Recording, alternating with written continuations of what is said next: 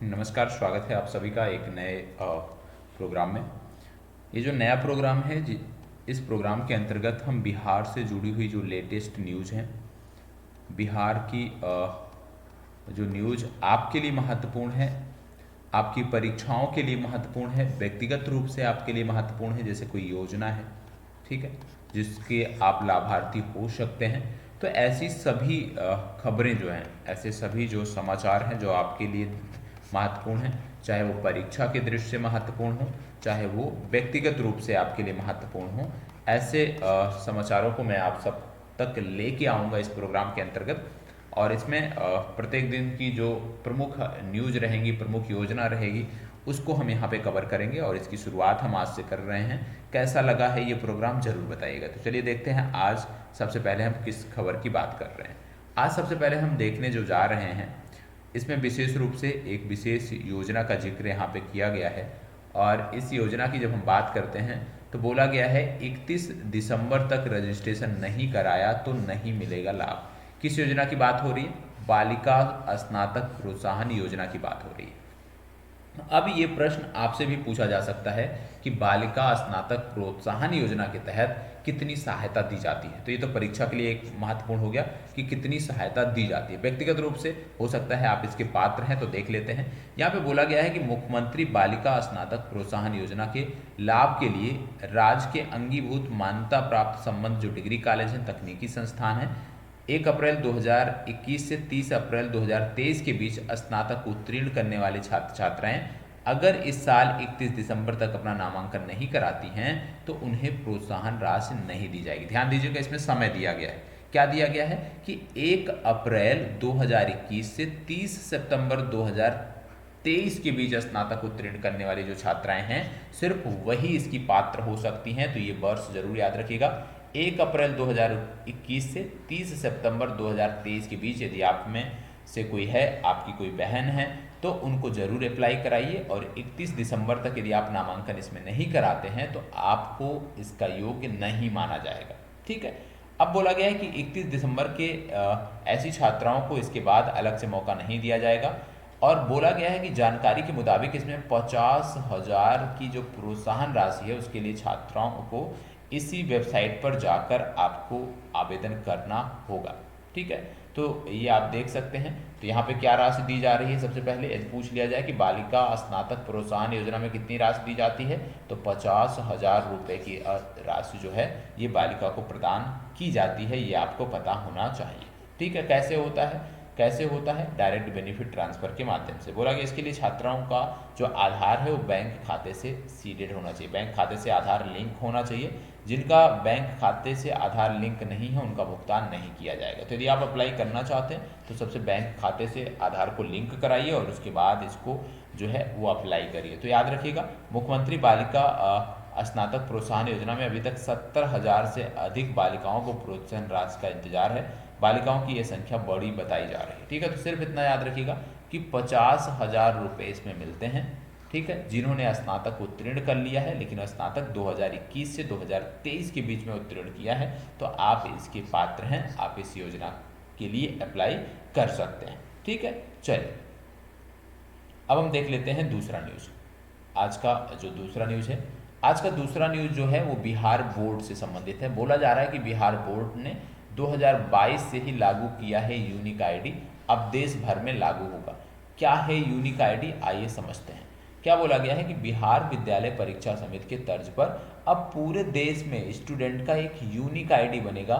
यह शैक्षणिक सत्र 2024 से चालू होगा। मतलब यदि आप स्टूडेंट हैं तो आपका एक यूनिक आईडी बनेगा, जैसे कि बिहार राज्य ने पहले से लागू कर दिया था। ठीक है, अब इसी तरह से पूरे देश में स्टूडेंट का एक यूनिक आईडी होगा। यूजीसी आप जानते हैं, यूनिवर्सिटी ग्रांट कमीशन, उसके अध्यक्ष हैं प्रोफेसर एम जगदीश कुमार। इन्होंने बताया कि एक राष्ट्र एक छात्र के तहत अब हर एक स्टूडेंट की विशेष पहचान होगी। इसे automated permanent academic account registry के नाम से जाना जाएगा, या APAAR के नाम से जाना जाएगा। APAAR के नाम से जाना जाएगा, जो स्टूडेंट को जीवन भर काम देगी। 2024 में एडमिशन लेने वाले बच्चों को बाल वाटिका में ही एडमिशन लेने पर APAAR बन जाएगा। इसमें माता पिता के नाम, जन्मतिथि, लिंग, फोटो, आधार नंबर डाला जाएगा।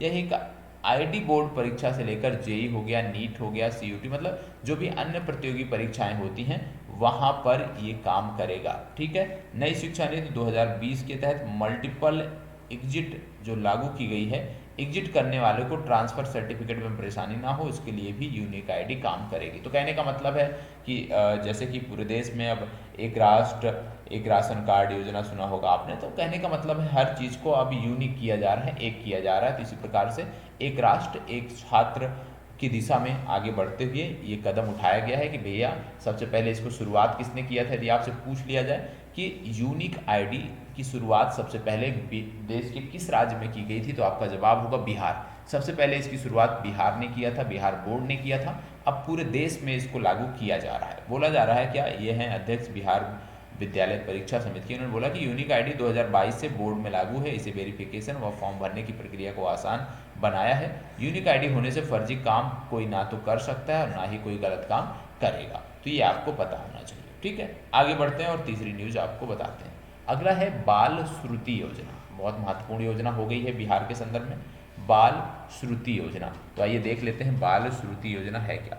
बाल श्रुति योजना की जब हम बात कर रहे हैं तो याद रखिएगा सबसे पहली बात कि बाल श्रुति योजना किससे संबंधित है, मूक बधिर बच्चों से संबंधित है। किससे संबंधित है, बाल श्रुति योजना जो है ये मूक बधिर बच्चों से संबंधित है। क्या है इसमें, मूक बधिर बच्चों का जीवन भी सामान्य बच्चों में बदलने लगा है इस योजना की वजह से, और उनको समाज की मुख्य धारा में लौटने को लेकर के राज्य सरकार द्वारा बाल श्रुति योजना चलाई जा रही है।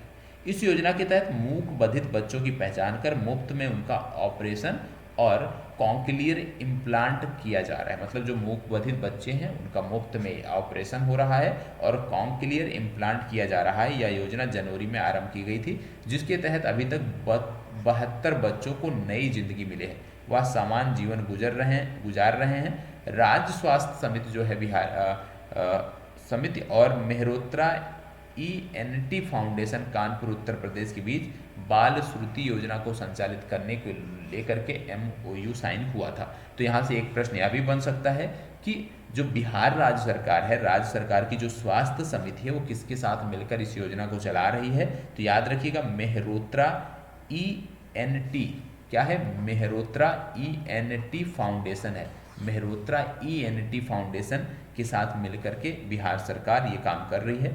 आरंभ में यह योजना सिर्फ 9 जिलों में आरंभ की गई थी। याद रखिएगा प्रारंभ में बाल श्रुति योजना कितने जिलों में शुरू की गई थी, सिर्फ 9 जिलों में की गई थी, जिसका विस्तार अब राज्य के 28 जिलों में कर दिया गया है। आधिकारिक सूत्र बताते हैं कि बाल श्रुति योजना के तहत राष्ट्रीय बाल स्वास्थ्य कार्यक्रम की टीम जिलों में 5 वर्ष तक गूंगे बहरे बच्चों की स्क्रीनिंग करती है। इस टीम द्वारा स्क्रीनिंग के बाद मेहरोत्रा ENT फाउंडेशन की टीम जब जिलों का दौरा करती है तो उनकी एक बार फिर से स्क्रीनिंग की जाती है। इसके बाद चिन्हित जो मूक बधिर बच्चे हैं उनको फाउंडेशन द्वारा लखनऊ लाया जाता है और इसमें बच्चे और उनके अभिभावक को लखनऊ आने जाने का किराया भी दिया जाता है। सभी प्रक्रिया पूरी होने के बाद मुंबई के अलियाओजंग में ATB योजना के तहत बच्चों का रजिस्ट्रेशन होता है और वहाँ से कॉन्क्लियर इम्प्लांट भेजा जाता है। तो ऑपरेशन के बाद बच्चे घर लौट आते हैं और सामान्य जीवन जीने लगते हैं। तो परीक्षा की दृष्टि से बाल श्रुति योजना किस राज्य की योजना है, बिहार की योजना है। किससे संबंधित योजना है, मूक बधिर बच्चों से संबंधित योजना है।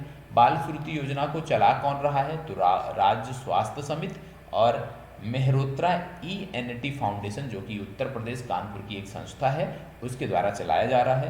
प्रारंभ में ये कितने जिलों में लागू थी, तो प्रारंभ में ये सिर्फ 9 जिलों में लागू थी। वर्तमान समय में इसको बिहार के सभी जिलों में लागू कर दिया गया है। ठीक है, तो इतनी जानकारी आपको होनी चाहिए। और आज के इस बुलेटिन में आप कहें तो सिर्फ इतना ही। मिलते हैं कल, तब तक के लिए इसी प्रकार हमारे साथ बने रहें और सहयोग करते रहें। निश्चित तौर पे आप सबके लिए लगातार बेहतर कंटेंट उपलब्ध कराना हमारा प्रयास है और उस प्रयास में लगातार हम सफल भी हो रहे हैं और कंटेंट भी आपको बेहतर मिल रहा है। मुख्य परीक्षा से संबंधित जो कार्यक्रम है, क्योंकि रवि जी द्वारा कराया जा रहा है मेंस आंसर राइटिंग, तो उस दिशा में हम काम अभी नहीं कर रहे हैं। अभी हमारा जो फोकस है वो प्रीलिम्स को लेकर के है। ठीक है, तो अब जो हमारा सेशन है यहीं पे समाप्त होता है। मिलते हैं कल नई न्यूज के साथ, कल की न्यूज के साथ। तब तक के लिए इसी प्रकार हमारे साथ बने रहें। धन्यवाद, बहुत बहुत आभार।